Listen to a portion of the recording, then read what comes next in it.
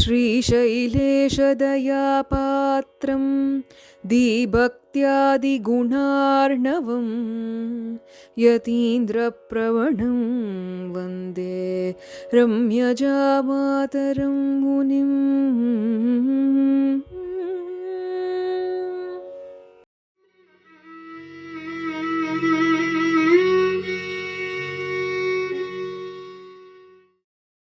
Srimathae Raamanujaya Namaha, Srimat Varavaramuniye Namaha, Shri Baladanvi Gurave Namaha.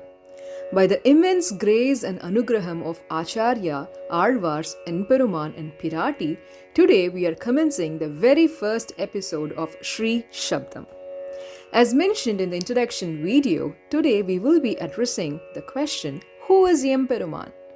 As most of you might have guessed, Yem Peruman is actually a Tamil word. Yem means my and Peruman means master, and hence Yem Peruman translates to my master or my Bhagavan. But who is the master that they are referring to? It's none other than Sriman Narayana himself. The moment you go to a Sri Vaishnava Goshti, there is no way you would return without listening to the Tirunamam Yem Peruman or Sriman Narayana at least once. Because the entire Sri Vaishnava Siddhantam that was built by Swami Raamanujaya is on the very essence of this Tirunamam Sriman Narayana. Hence, knowing what Sriman Narayana means and the glory of the Tirunamam is so important to us. Now, today, like a scientist, we are going to start by dissecting the Tirunamam Narayana and understand what it means. We are not going to do it by ourselves. As always, we are going to be holding on to our Acharya's feet. Swami Pillailokacharya, out of his infinite grace, in one of the Rahasya Grantham, has given a detailed explanation of what the Tirunamam Narayana means. So today, Yathamati Yatashakti, we are going to experience that Tirunamam Narayana. Unlike Yem Peruman, Narayana is actually a Sanskrit word. Though it sounds like a single word, it's actually a compound noun. What is a compound noun? If we chain two simple nouns or multiple simple nouns together, it forms a compound noun. Let's take an example. Let's look at the word Narasimha, right? It's actually a combination of two simple nouns called Nara and Simha. Nara is man, Simha is lion. They both are separate words and they are meaningful in their own sense. But the moment you combine them, it becomes a word called Narasimha, which again becomes a standalone word, and it also has a meaning, that is somebody who is a man and a lion. So that's a compound word. This is just a simple example. But we can apply the same rule for this Tirunamam Narayana, and if we split that into two words, it becomes Naraha and Ayanam. But today we are going to dive deep. So let's first take the word Naraha. Naraha plus Ayanam is Narayana. So now we are going to go and look into Naraha. Naraha is actually in a plural form. The singular of that is Naraha. But again, we are going to dissect Naraha. So when we cut Naraha into two, it becomes two syllables, which is Na plus Raha. The Raha in Sanskrit originates from a root verb called as Repadhatu, which signifies destruction or anything that can be destroyed. In Sanskrit, if you put a Na in front of any word, it actually negates the meaning. So if we put Na in front of Raha and make it Naraha, it means something that cannot be destroyed. Indestructible becomes the meaning of Naraha. A collection of Naraha becomes Naraha, and a collection of Naraha becomes Naraha. So now we know the meaning of the first half, that is, collection of indestructible things is called as Naraha. But here comes the question. What are those indestructible things? Again, our Acharyas show that Chetanam and the Achetanam, that is the animate and the inanimate, the living and the non-living, is indestructible. But it does raise our eyebrows, doesn't it? We know that this human body is destroyed someday. We are not living forever, that's true. The body perishes. But what happens to the soul? It is nityam, it's constant. The Jivatma is constant, isn't it? Likewise, they also say the non-livings are also constant. Does it kind of resonate with the law of conservation of energy? The modern scientists say that energy can neither be created nor be destroyed, they can only be transformed from one form to the other. Our Purvacharyas are way wiser than that, and they invented this long ago, and hence this collection of things that are indestructible are nothing but Chetanam and Achetanam put together, the living and the non-living put together, and they are called as the Nitya Vastukkal or the Nitya Vastukkalin Thiral. Okay, now we know what Naraha means. Now let's look at the second half, which is Ayanam. Ayanam means abode or a place of refuge. So now we know Naraha plus Ayanam becomes Narayana. But the beauty of Sanskrit goes beyond this. That is, how we combine them or how we construct them together can actually give multiple meanings. So for this term Narayana, our Purvacharyas have again identified two classes of compounding. The first one is called as a tatpurusha. So if you apply that rule of tatpurusha compounding and look at this Tirunamam, it becomes Naranam Ayanam Yaha Saha Narayanaha. That is, one who is the resting place of Naraha. One who is the abode or the resting place for all these eternal objects except the Brahman is Narayana, which means he becomes the body and we rest in his body. Though this sounds complicated, the physical manifestation of this can be easily imagined because it's nothing other than the Virat Swarupam or the Vishwarupa Darshanam that Kannabiran showed to Arjuna in the battlefield. Think about that. We see such a huge picture of Kanna. What does he have? On one end, he has Devas, Asuras, Brahma, Indra, Shiva, living, non-living things. He has all of them in his body, right? We become his body. And he is the Shariri. And so, just imagining this Swarupam is nothing but Narayana.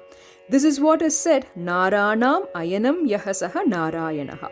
So by this form, we understand that the animate and the inanimate things live in him, that is, he is the refuge for these, and hence he is the sustainer, he is the Swami, he is the master, and we are an integral part of him, and this shows his all-encompassing nature, by which this proves his paratvam or supremacy. So this is one category or class of explanation. The second category, as pointed out in the infographics, is the bahuvrihi samasa, bahuvrihi compounding.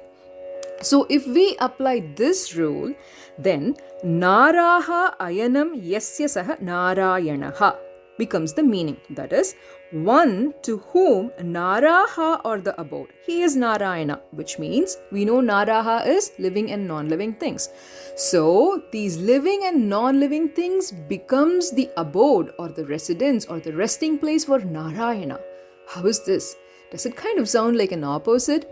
Because in the previous one it is said that Narayana is the resting place for all the living and non-living things. And in the second one it says these non-living and living things becomes the resting place for Narayana. And hence, what does this show? This shows his all-pervasiveness, the Vyapakatvam, doesn't it? He is the one who is present in and out, antarbahishya. So this body is sustained by the Jivatma. The moment the Atma leaves, the body is a dead body. But who is sustaining the Jivatma? It's the Paramatma, isn't it? So he becomes not only the sustainer, but he is present inside and outside of us. Ullum Puramum Ullan. That's why he is also the person who is the internal controller. Think about it. A person this supreme is present even in low things.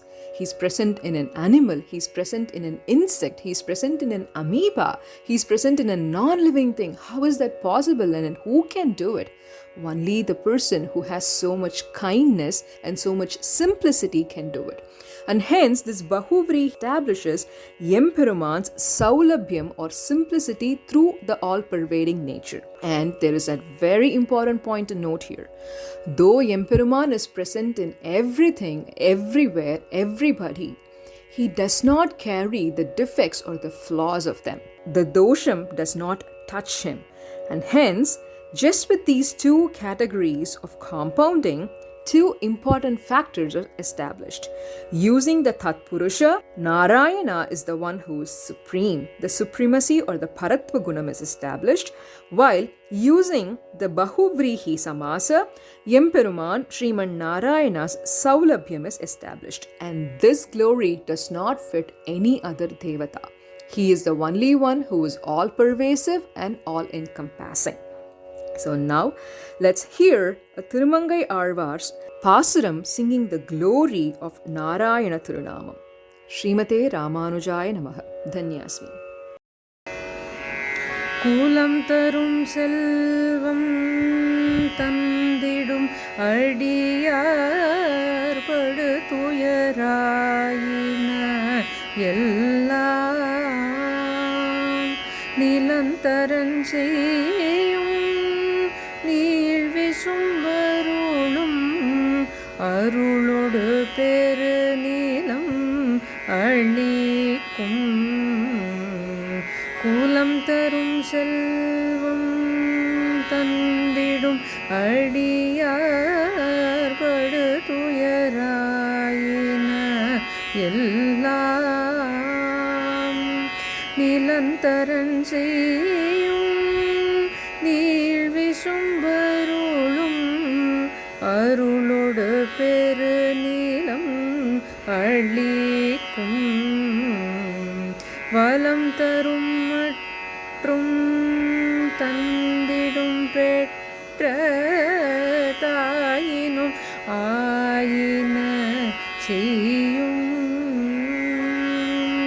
வலம் தரும் மற்றும் தந்திடும் பெற்ற தாயினும் ஆயின செய்யும் நலந்தரும் சொல்லை நான் கண்டு கொண்டேன் நாராயணா என்னும் நாமம் நலம் தரும் சொல்லை நான் கண்டு கொண்டேன் நாராயணா என்னும் நாமம் குலம் தரும் செல்வம் தந்திடுமடியார்